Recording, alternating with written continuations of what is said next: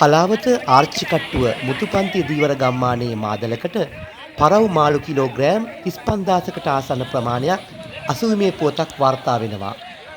පසුගිය දෙදින තුල මේ මාළු අසුව බව මාදලේ හිමිකරු සරත් ස්ටීවන් ප්‍රකාශ කළා. වෙම්බරු පරව් ලෙස හඳුන්වන මේ පරව් කිලෝවක් විකුණා ඇත්තේ රුපියල් 600ක් වැනි මිලකටයි.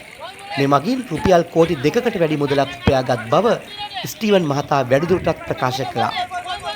මේ මාළු රංචුව නිරීක්ෂණය කිරීමෙන් අනතුරුව මාදල එලා ඇති අතර මාදල ගොඩ ගැනීම සඳහා මුතුපන්ති ග්‍රාමීය ජනතාවගෙන් භාගයක් පමණ සහභාගී වූ බවයි වාර්තා වන්නේ. මේ දිනවල වයඹ බටහිර වෙරළ තීරයේ මාදල් වලට කුඩා මසුන් බහුලව අසුවන අතර පරව් රංචුවක් අසූ පළමු වතාව මෙයයි. මේ මාළු විකුණා ලැබුණු මුදල සේවකයන්ටත් ගමේ ජනතාවටත් බෙදා දීමට බලාපොරොත්තු වන බව සරත් ස්ටීවන් මහතා මෝජෝ නිවුස් වෙත ප්‍රකාශ කළා.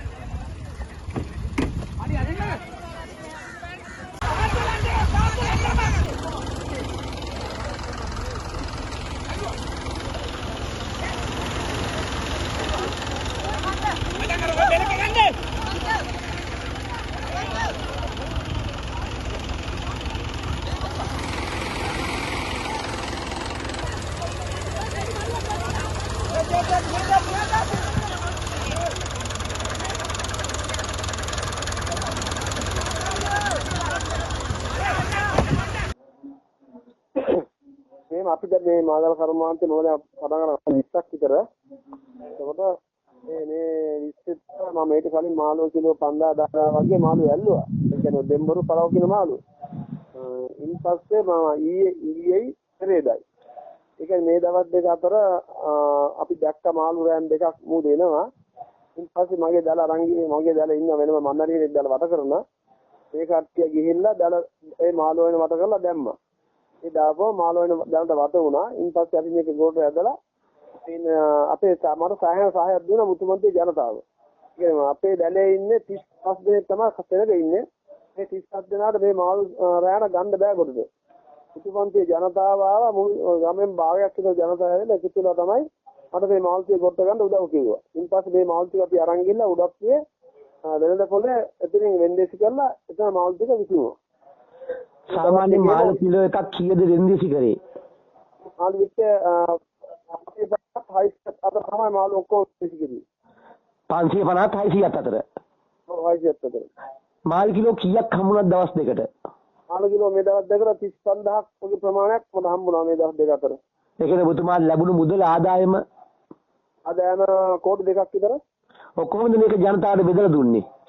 ඒක ජනතාවට මම දැන්ලා දින මගේ කට්ටිය ඒ කියන්නේ මගේ 30 දෙනෙක් විතර ඉන්නවා සෙනඟ 35ක්. ඒ අයට මම කරන්නේ පංගු රස්සාව. ඒ කියන්නේ මට මේ ලැබෙන මුදල තුනට බෙදනවා.